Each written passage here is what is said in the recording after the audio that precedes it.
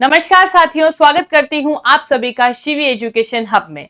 BSTC परीक्षा जो कि आपके 20 तारीख को होने वाली है, उस पेपर से रिलेटेड आपको किन किन बातों का ध्यान रखना है, पेपर का लेवल कैसा आएगा, आपको कितने मार्क्स लेकर अपने आप को सेफ स्कोर में डालना है, वो सारी चर्चा हम करेंगे। आप 600 नंबर में से मैक्सिमम नंबर कैसे हासिल कर सकते हैं, वो बातें हम करेंगे। आप ओएमआर शीट कैसे भरेंगे, वो डिटेल में आपको बताऊंगी। साथ ही साथ हम ये भी चर्चा करेंगे कि कौन सा सब्जेक्ट आपका ऐसा होगा जिसको आपको पहले अटेम्प्ट करने पर आप एक सेफ स्कोर पा सकते हैं। यानी कि कुछ बच्चे ऐसे भी हैं जो अभी 12th कक्षा पास करके ही आए हैं। सारे के सारे बच्चे ऐसे होंगे, सब फ्रेशर्स होंगे। कुछ बच्चे ऐसे होंगे जिनके जीवन का ये पहला कंपटीशन एग्जाम होगा, है ना।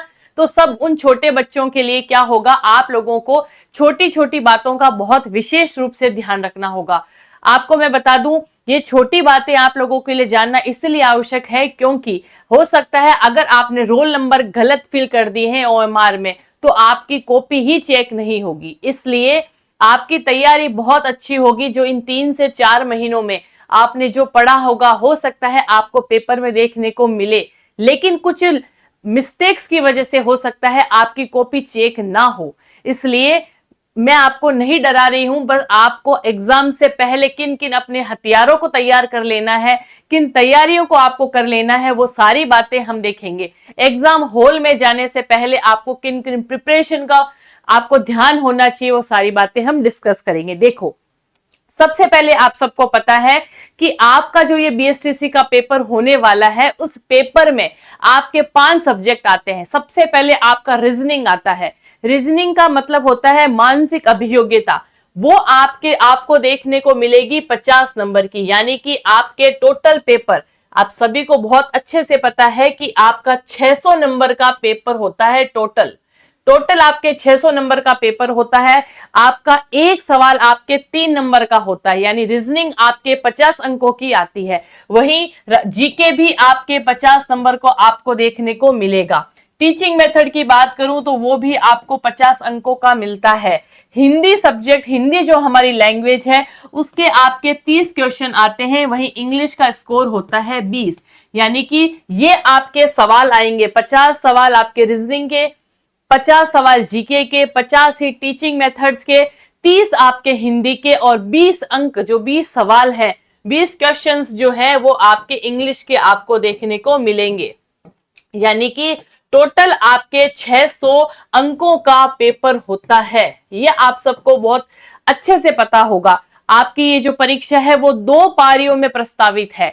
सुबह आपके रहेगा समय 9 से 12। सुबह का समय आपका क्या है, मॉर्निंग का टाइम है आपका 9 से 12। और दूसरी पारी जो इवनिंग में है वो आपके है 2:30 से 5:30 बजे तक। अब मैं आपको एक विशेष बात बता दूं। सबसे पहले तो आपने अपना प्रवेश पत्र डाउनलोड कर लिया होगा। प्रवेश पत्र आते ही सबसे पहले आपको उन प्रवेश पत्र में दी हुई छोटी छोटी जानकारियां, आपके कपड़े कैसे होने चाहिए, आपका पेन ट्रांसपेरेंट होना चाहिए, आपके पेन आपके पास होने चाहिए, सारी की सारी डिटेल, आपका आधार कार्ड, है ना, ये सारी प्रूफ आप लेकर जाएंगे साथ में। उसके बाद में आपको ये पता होना चाहिए कि 9 से 12 वाली जो पारी है उसमें आपका रिपोर्टिंग टाइम 8 बजे का है। यानी एग्जाम सेंटर्स पर आपको 8 बजे तक पहुंच जाना है, बिल्कुल देरी नहीं करनी है। वही 2:30 से 5:30 तक जो बच्चे पेपर देंगे उनको एग्जाम सेंटर में 1 बजे तक पहुंच जाना है।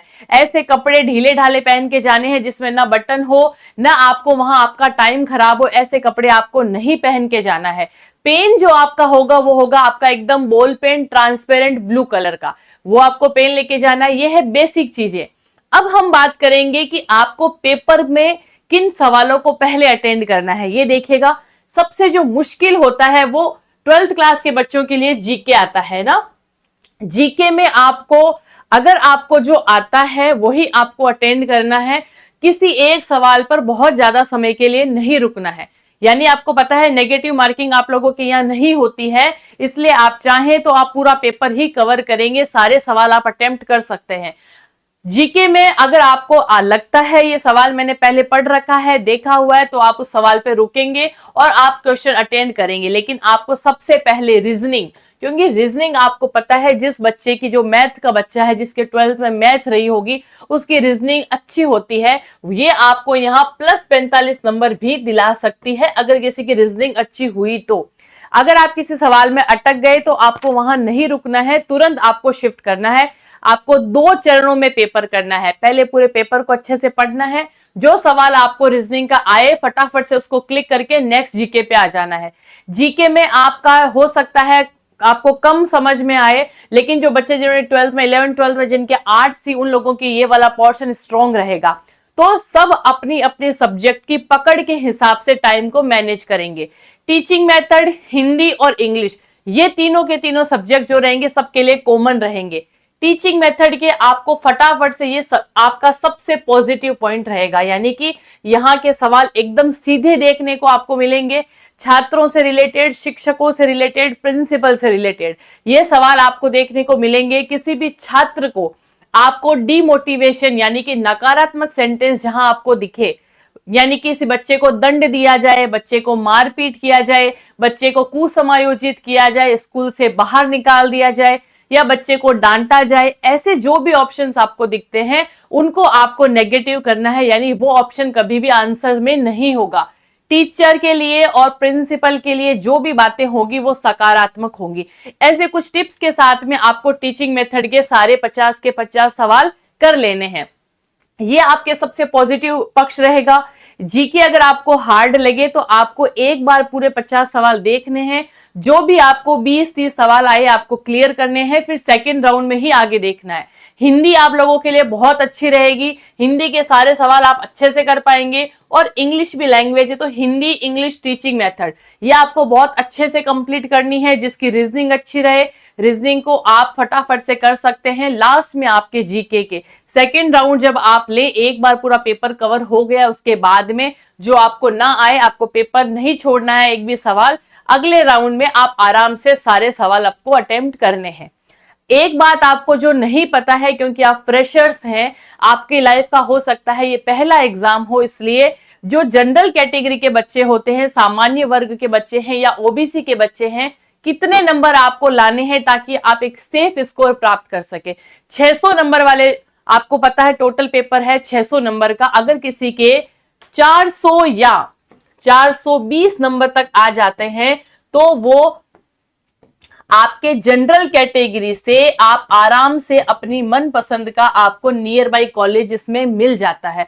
400 से 420 मेरिट वाला जो बच्चा है वो यहाँ जनरल या ओबीसी कैटेगरी के अंतर्गत आकर अपनी कॉलेज को प्राप्त कर सकता है। बाकी जितनी भी मेरिट रहती है वो सब इसके नीचे है, इसके ऊपर आपको नहीं देखने को मिलेगी। ये एक सेफ स्कोर आप अपना मान सकते हैं।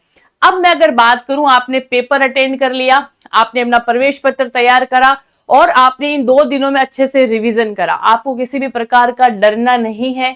जो आपने पढ़ा है वही आपको एग्जाम सेंटर में, एग्जाम हॉल में देखने को मिलेगा। ये सारा का सारा खेल आपका कॉन्फिडेंस का रहेगा।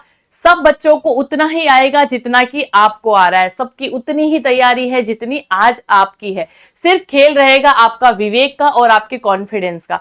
अच्छे से आपको पेपर देना है, दिमाग खुला रख के सारे सवाल जो पड़े हैं अच्छे से ऑप्शन आपको भरना है।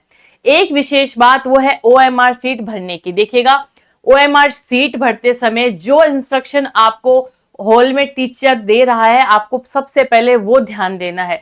किसी भी जल्दबाजी में कि पेपर खोलने की जल्दबाजी है, सवाल अटेम्प्ट जल्दी करना है, इस चक्कर में आपको कोई गलती नहीं करनी है। सबसे पहले बेसिक इंफॉर्मेशन, आपके रोल नंबर, आपका नाम, जो भी पेपर कोड वहां दिया रहे वो सब आपको अच्छे से फिल करना है, गोले देखकर भरने हैं, उसके बाद में ही पेपर की शुरुआत करनी है।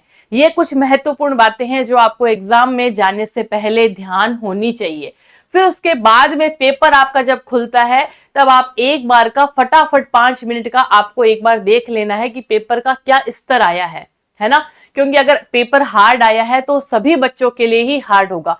फिर उस दिमाग से आपको पेपर को करना है अटेम्प्ट, कोई भी सवाल नहीं छोड़ना है, आराम से आप पेपर करके आएंगे और आप अच्छे से स्कोर करेंगे, ये मेरा कॉन्फिडेंस है। 2 दिन अब आपको क्या करना है, कल और परसों आपको अच्छे से रिवीजन ही करना है जो आपने अब तक नहीं किया है।